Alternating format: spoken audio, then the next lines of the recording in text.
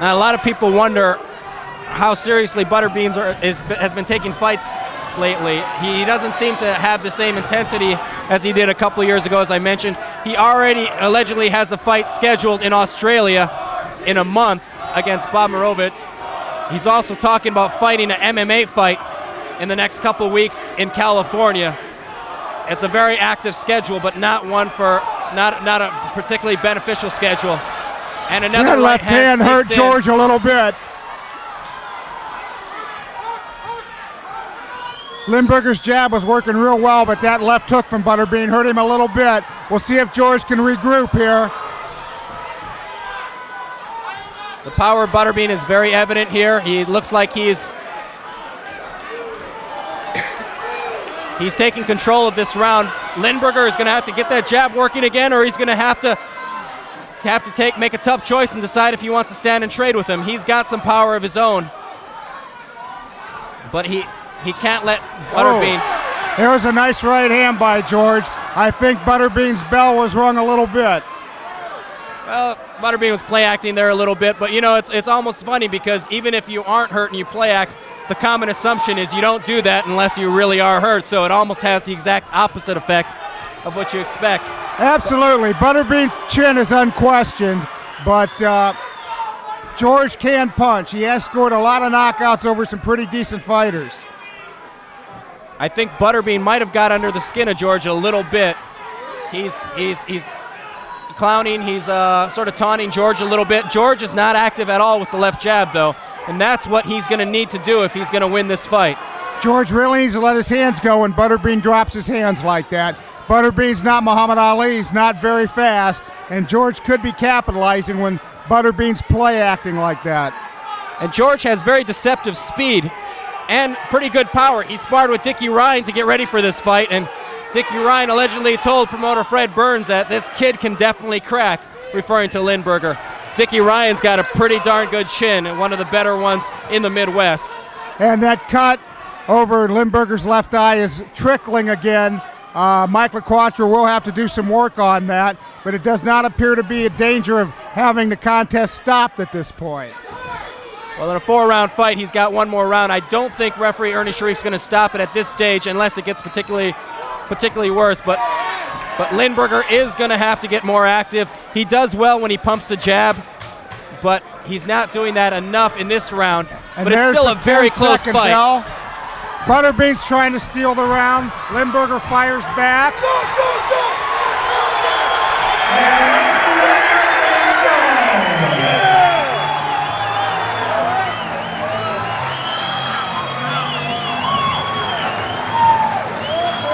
We go into the 4th and final round here.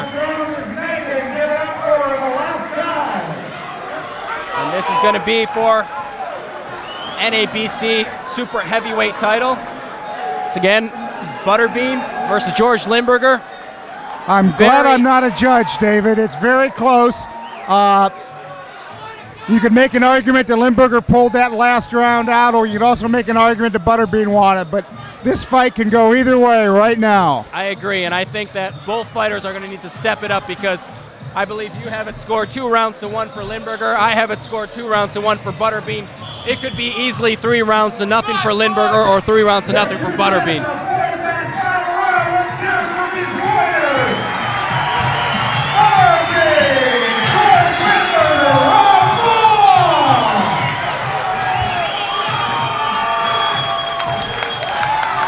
Interestingly enough, Linberger and Butterbean have fought a lot of the same opponents. Both of them came up in the Midwest, and Butterbean started his career out of Bay City, Michigan.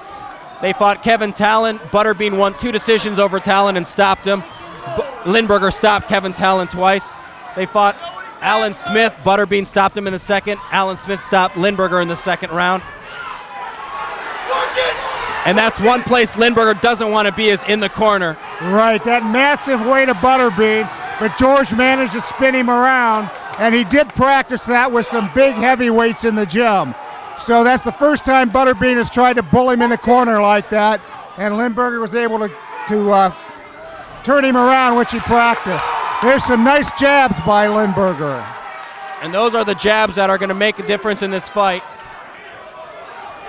Even though it Doesn't feel like it for such a big fight, but we are in the last round. This is a 4-round fight, and Linberger thus far doing pretty good, working behind that jab. Starting out this round a little bit better. Eric Butterbean not as aggressive as he was in the last round. Nice jab, snap Butterbean's head back twice. He's got that left arm way down. George should really be shooting that jab now and win this last round in convincing fashion. And you know, a right hand from Butterbean grazed the chin of Linberger. Doesn't seem to have done a lot of damage. Linberger holds and gets out of trouble.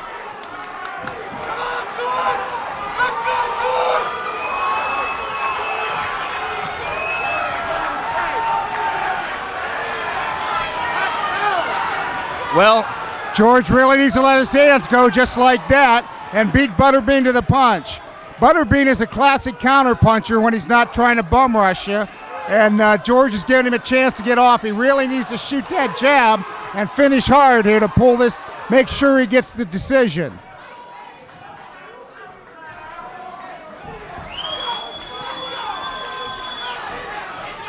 And this is certainly a much different fight than the first time they fought. Butterbean looking like he's slowing down a little bit too.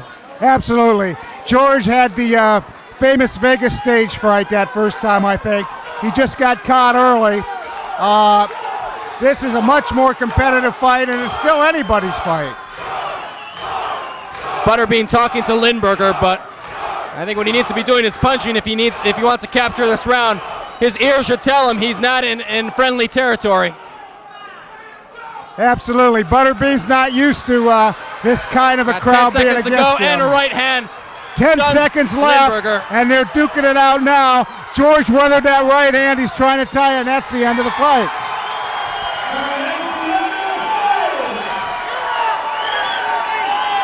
Well, that was not an easy fight to score, but I do believe I technically had the fight 38-38, but Linberger definitely thought he won. Very close fight. Butterbean, I just don't think was active enough to capture the decision. But when he did throw punches, it looked like he bothered Linberger with the right hand. But the impressive thing for George Linberger is that the chin passed the test. That was always something that people criticized him about. Don't forget, we're going to have the drawings. There was always the argument that he couldn't take a good shot. Well, he took some hard right hands from Butterbean. Never went down, never was seriously hurt.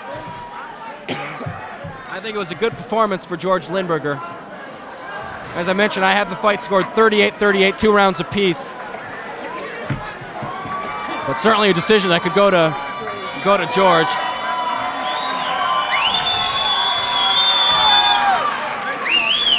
And both fighters embracing the middle of the ring.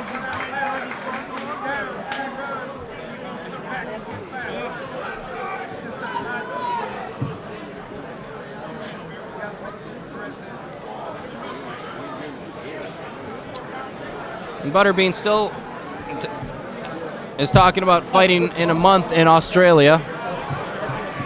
This fight shouldn't threaten that. He wasn't cut or knocked out in this performance, but it does look like George might have outboxed him.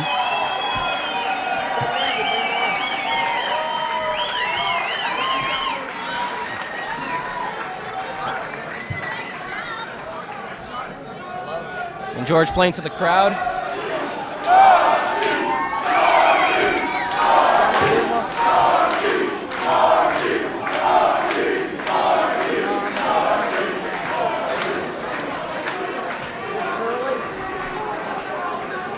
Well, nobody has left the Chaparrals Club.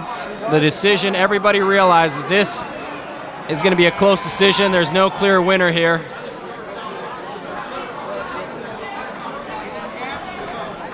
Butterbean with 71 wins, 5 losses, and 4 draws. Before I announce the decision, we saw an exciting contest between 2 of boxing's biggest personalities and generally 2 of the nicest guys in the sport of boxing. So let's hear it for both of them.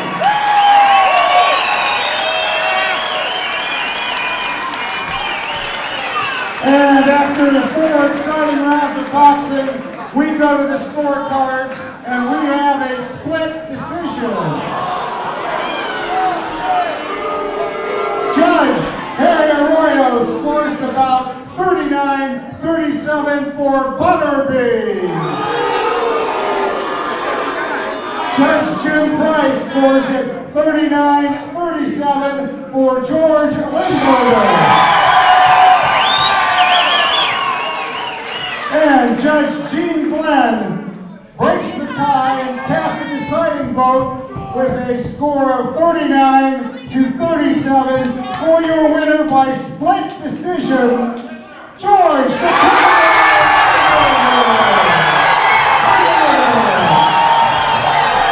Well, folks, George Linberger has done it. He has upset Eric Butterbean Ash